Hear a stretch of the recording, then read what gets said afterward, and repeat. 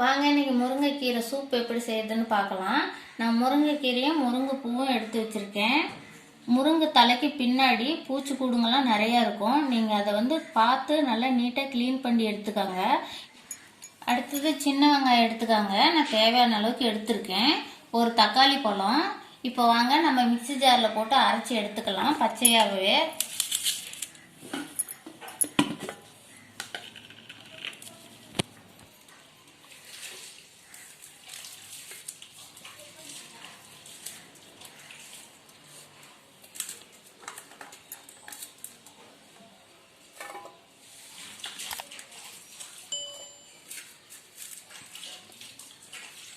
நீங்கள் இந்த மாதிரி பச்சையாக அரைச்சி எடுத்துக்கிட்டிங்கன்னா அதோட சத்தெல்லாம் முழுசாக நமக்கு கிடைக்கும். இது கூடவே நான் கொத்தமல்லி தூள் சேர்த்துக்கிறேன். இப்போ நம்ம அரைச்சி எடுத்துக்கலாம். இப்போ நம்ம முருங்கைத்தலை சூப்புக்கு தேவையான முருங்கைத்தலை அரைச்சி எடுத்துக்கிட்டோம்.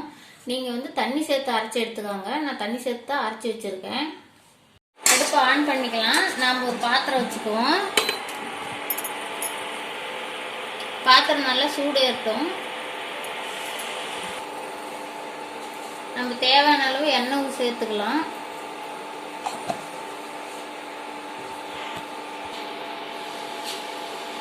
கடுகு சேர்த்துக்கலாம்.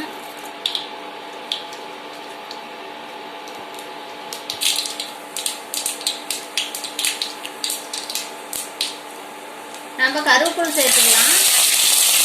கருவேப்பிலை நல்லா பொரிஞ்சிருச்சு. நம்ம இஞ்சி பூண்டு சேர்த்துக்கலாம். அந்த டைமில் நான் தேவையான அளவு இஞ்சி பூண்டு சேர்த்துருக்கேன். இப்போ இஞ்சி பூண்டு நல்லா வணங்கிருச்சு. நம்ம அரைச்சி வச்சிருக்கிற முருங்கைத்தலையை சேர்த்துக்கலாம். நம்ம சூப்புக்கு தேவையான அளவு தண்ணி சேர்த்துக்கலாம்.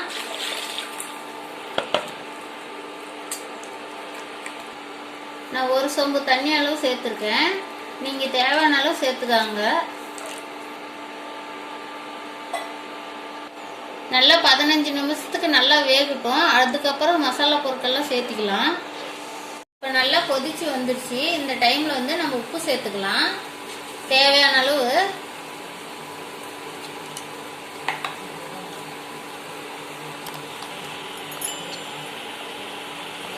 மஞ்சத்தூள் கொஞ்சோண்டு. மஞ்சத்தூள் அதிகமாக போட்டுறாதீங்க, ரொம்ப மஞ்சளாக போயிடும். அதனால் தேவையான அளவு மட்டும் மஞ்சள் போட்டுக்காங்க. மசாலா ஒரு ஸ்பூன் போட்டுக்கிறேன்.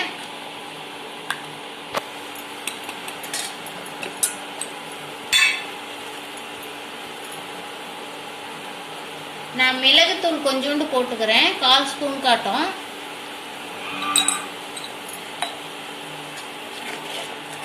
இதெல்லாம் நல்லா திருப்பி வெந்து வரட்டும். இப்போ நல்லா வெந்துடுச்சு. நம்ம அடுப்பு ஆஃப் பண்ணி எடுத்துக்கலாம். இப்போ நம்ம அடுப்பு விட்டு கீழே இறக்கி வச்சாச்சு. நம்ம கொத்தமல்லி தலை இந்த சூட்லேயே போட்டு நல்லா சேர்த்துக்கலாம்.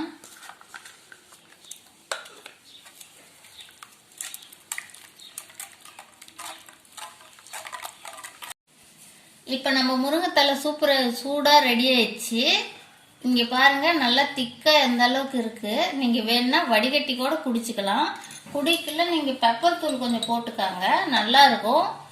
சளிக்கு, காய்ச்சலுக்கு, இந்த மாதிரி உடம்பு வலிக்கு இந்த மாதிரி இந்த சூப் எடுத்து குடிச்சிங்கன்னா உடம்புக்கு நல்லது.